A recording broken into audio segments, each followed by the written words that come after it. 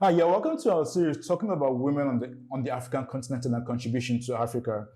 I must say it's a great time to be a woman these days. And unlike decades past, women these days have a lot more opportunity. Women are heard, women are listened to, and unlike decades ago where women really had to like voice up, talk to be heard. These days, being a woman is a good thing. Would I say being a man is a bad thing these days? Well, that's a discussion for another day, not today. Well, on today's series, we'll be talking about documentation about why, if you look into history, activities on women is not actually documented. We'll look at what reasons why behind that. And, what is being done, to make sure that going forward, activities on history and women is actually documented comprehensively. Honestly, until I started, digging into women history, I had really no idea that, activities on women were not documented. Unlike men, if you look into it, women, if you look about history on men, you see a lot of documentation, a lot of paragraphs, a lot of pages in books. But in women, it's not really that much. You really find a lot, just one or two pages, and you're wondering, what really happened. Now, as I did my research, one thing I found out was, a lot of people out there know the history, about women out there. It's just that it's not just spoken, it's in their head. If you sit down with somebody and ask them about, history about women, they'll tell you about it. But if you go into the books, there's really nothing there about women, in history. Now, so today's episode, we'll be talking about that. We'll be talking about, women on the African continent who has made an effort, to make sure that, history on women is actually documented, for now and, for our generations to come. And to make sure that, nothing is actually missing into that. We're looking at a couple of the women who are, making efforts and making sure that, it's actually documented and, things, people can actually go out there to read on stuff. So stick around and do not switch channels.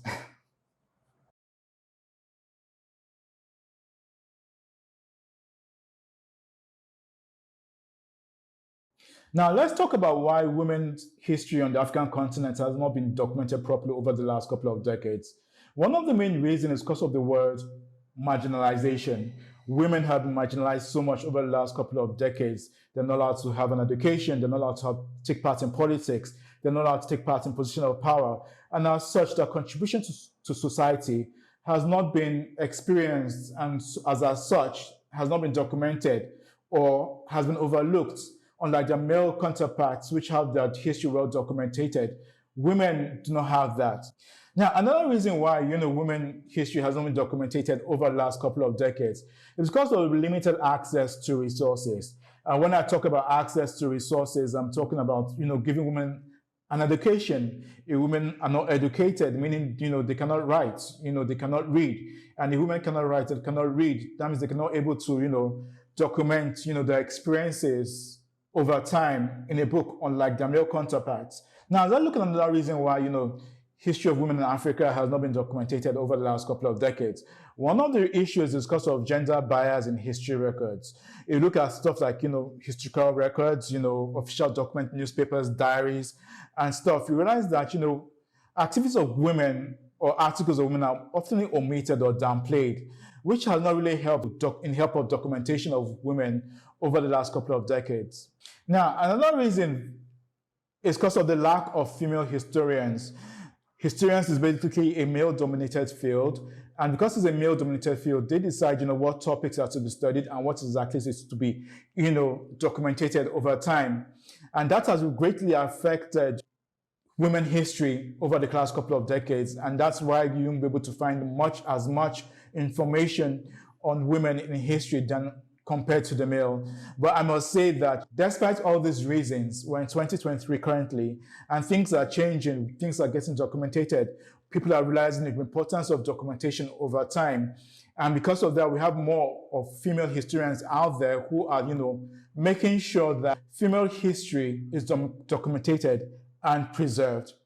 Now, let's look at women African scholars and researchers who have made significant contribution to the study of women history in Africa. We're looking at Philomena Chioma study of Ghana, Amina Mama of Nigeria, Wali Sadwi of Egypt, Oyeronke Oyewumi of Nigeria, Ifi Adam Wumi of Nigeria.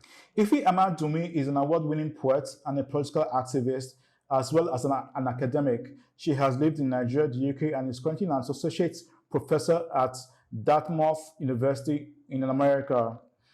Oyeronke Oyewumi is a Nigerian gender scholar and a full professor of sociology at Stonebrook University. She acquired a bachelor's degree in political science at the University of Ibadan, Nigeria, and went on to pursue a graduate degree in sociology at the University of California. Now let's look at Philomena Chioma study. Chioma is originally from Ghana. She has a background in sociology and has dedicated her life and career to research, teaching, and issues related to women and gender equality in Africa. Now look at Nawal Saadawi from Egypt.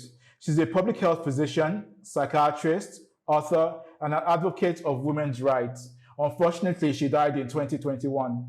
Now, let me clarify.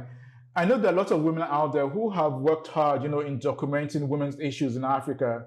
I must say that these are just a few which I found and are documented and which I have presented to you. Now, if you really enjoyed watching this video, talking about documentation of women in Africa and join our series talking about women and their contribution to Africa, do not forget to subscribe, tell a friend who knows a friend about Just for Women in Africa, and always tune in. Till the next show, it's bye-bye.